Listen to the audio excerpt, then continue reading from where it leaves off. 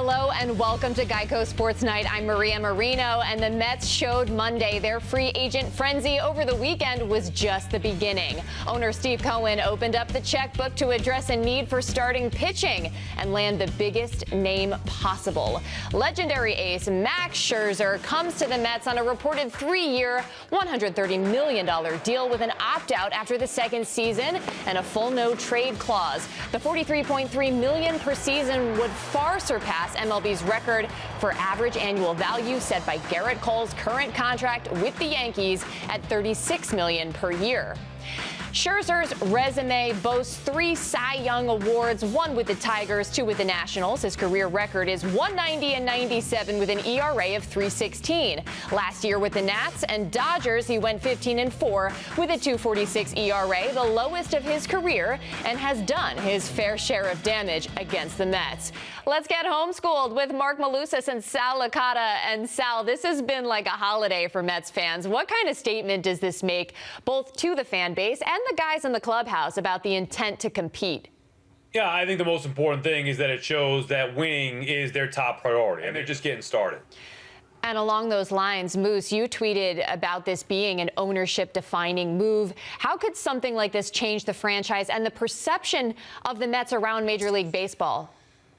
Well, number one, it's a shot across the bow to everybody in Major League Baseball. Well, Scherzer's greatness is widely known, although, as you mentioned, he is 37 years old.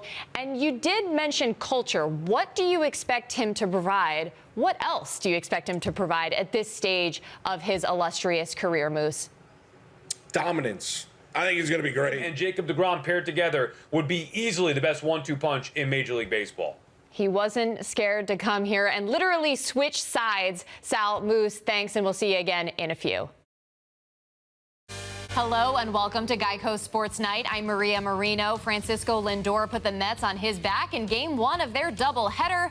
Unfortunately, couldn't carry them in Game 2. As for the Yankees, Gio Urshela was the hero in another late-inning comeback. We'll have all the highlights and reaction, but it was a playoff Saturday night in New York as the Islanders tried to even up their series with the Lightning at the Coliseum.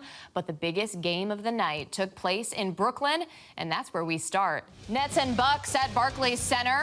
Brooklyn without Kyrie Irving once again, but Kevin Durant certainly playing a big role. Second quarter, Nets lead is 5 KD. Open left wing for 3. Knocks it down. Didn't get the call, but still got the triple. Durant with 20 at the half as Brooklyn was up 6. Third quarter, Giannis Antetokounmpo, all kinds of time and space. He banks it in. Bucks up by 1 going to the fourth. Fourth quarter, tied with 2.5 left. Drew Holiday doing it himself from downtown. He drains it. Bucks lead by 3. Last chance for the Nets. 6 seconds left. Kevin Durant making his move for the tie. Yes, amazing. We go to overtime in Game 7. OT tied at 111. Chris Middleton, the fadeaway jumper.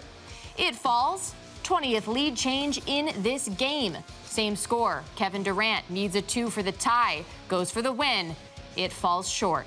A 48-point effort for Durant, but it ends with a Game 7 loss. The game summary is brought to you by Geico as the Nets season ends by a final score of 115-111. Giannis, 40 points, 13 boards. Chris Middleton also had a double-double for Milwaukee. For the Nets, James Harden, nearly a triple-double. Durant, incredible again, but as he says, it wasn't enough.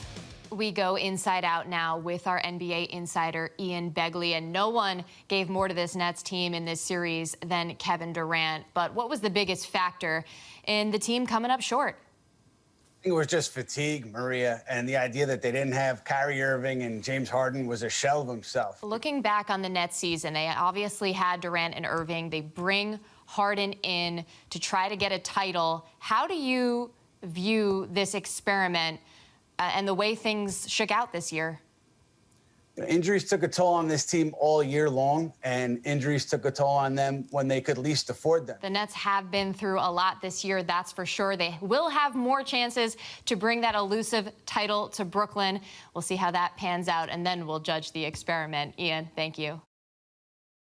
But we begin with Daniel Jones and the G-men looking to recapture some of that Super Bowl magic against Tom Brady. Wouldn't be so easy. We start second half, Giants down 7, and with 4th and 1 from the Bucs 25, Daniel Jones is on the field. He goes play action.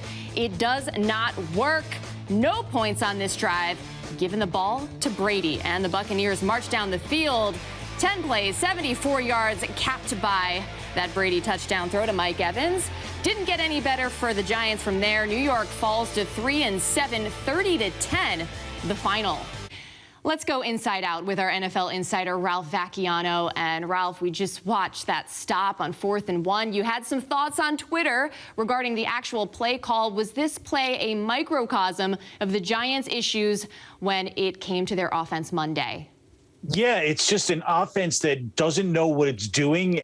Really disappointing, especially not coming up with any points on that drive. And Daniel Jones had a couple of key interceptions in the second half. We've seen flashes of excellence early in the season, but what do those turnovers continue to tell us about Daniel Jones? Well, it's a good question. He's not playing well at all. And he did have Saquon Barkley back on the field, but Saquon didn't seem to get a lot of action. 6 carries for 25 yards. What can Giants fans take away from his return?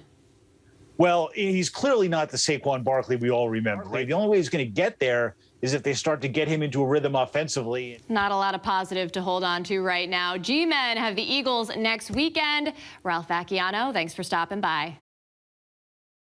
Clint Frazier may have a new home. After getting released by the Yankees last week, reports say the outfielder is finalizing a 1-year deal with the Cubs. That's all for Geico Sports Night. I'm Maria Marino.